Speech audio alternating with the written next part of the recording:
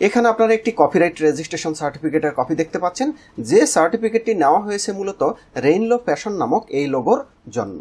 তো এই রেইনলো ফ্যাশনের যদি প্রকৃত লোগোটি আমরা দেখি, এটি হচ্ছে প্রকৃত লোগো এবং এই লোগোর জন্য কিন্তু এই কপিরাইট সার্টিফিকেটটি নেওয়া হয়েছে। তো এই সার্টিফিকেটটি যদি আমরা একটু দেখি, সেখানে দেখতে পাচ্ছেন Bangladesh copyright office, certificate of copyright registration এবং মেধা সত্ত্বের শিরোনাম দেখতে পাচ্ছেন রেইনলো ফ্যাশন, এবং এই সত্ত্বের যে মালিক তার নাম এখানে দেখতে পাচ্ছেন, এবং মেধা সত্ত্বের স্বত্বাধিকারী রেইনলো ফ্যাশনের 100% মালিক সেটি দেখতে পাচ্ছেন, এবং এখানে দেখতে পাচ্ছেন রেইনলো ফ্যাশনের লোগোটি।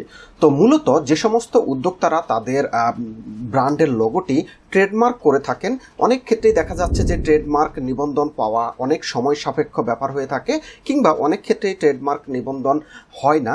তো তাদের ক্ষেত্রে যেটি করণীয় সেটি হচ্ছে, আপনারা যখন আপনাদের ব্র্যান্ডের লোগোটিকে ট্রেডমার্কের জন্য আবেদন করবেন, তার পাশাপাশি কিন্তু আপনারা কপিরাইটের জন্য কিন্তু আবেদন করে রাখবেন। এক্ষেত্রে কপিরাইট সার্টিফিকেটটি খুব দ্রুত হয়ে থাকে, অনেক ক্ষেত্রে দেখা যাচ্ছে 2 থেকে 3 মাসের মধ্যে আপনারা কপিরাইট রেজিস্ট্রেশন সার্টিফিকেটটি পেয়ে যাবেন।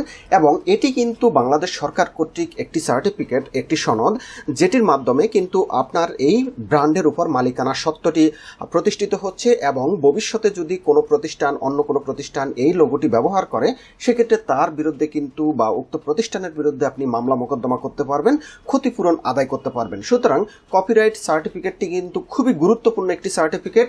আপনারা আপনাদের প্রতিষ্ঠানের ব্র্যান্ডের লোগোটিকে অবশ্যই কপিরাইট করে রাখবেন, এটি আপনাদের ব্র্যান্ডের জন্য বাড়তি সুযোগ সুবিধা প্রদান করবে।